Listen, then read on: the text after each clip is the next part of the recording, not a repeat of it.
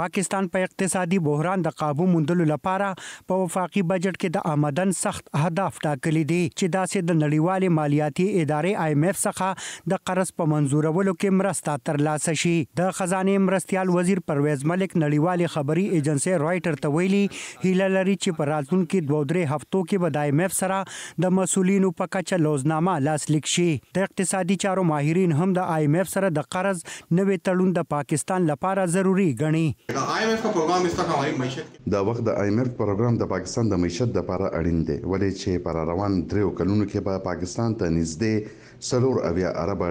بارني قرضې بیرته ستنول وي. پاکستان هڅه کوي چې د نړیوالې مالیاتي ادارې IMF څخه د $6 ارب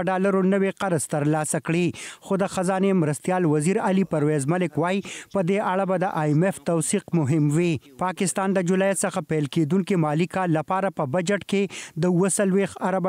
ټیکس آمدن هدف ټاکلی دی چې د تیر مالی کال د هدف په مقابله کې 40% زیات دی. और ये ज़रूरी था मेरा ख्याल है क्योंकि इस वक्त دا ضروری وو ځکه چې اوس وخت پاکستان نه غواړي د IMF سره پروګرام په اړه روانه خبرې ناکام شي. حکومت وايي د مشکل او غیر مقبوله بجټ وړاندې کولو مقصد د IMF پروګرام ترلاسه کول وو او د خزانه د مرستيال وزیر په ان IMF د حکومت د ګامونو څخه مطمئن دی. دا وخت پاکستان د زر مبادله ذخایر $9 ارب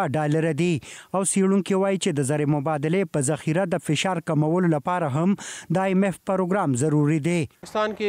मईशत के लिए बहुत ही जरूरी नवे कर्ज प्रोग्राम दो पाकिस्तान दो इक्तिसाद द पारा ډیر مهم دي تر څو چې د IMF سره لوزنامه ونشي نو خو به دوس هوادونه پاکستان سره مالی مرستې وکړي او نه به نړیوالې مالیاتي ادارې د پاکستان سره کاروبار کولو ته تیاری شي. مطبوعات وايي IMF د پاکستان څخه د اقتصادي استحکام راوستلو لپاره د بجلی تیلو او ګیسو په قیمتونو کې د لا نور اضافه ترڅنګ د تاوان سره مخ د سرکاري ادارو شخصي څانګې ته د سپارلو او د ټیکسونو د جال پراخولو غوښتنې کوي او ماهران هم وايي د کال 2023-15 بجټ هم د IMF د شرطونو په چوکاټ کې جوړ کړی شوی دی. ارشد حسین،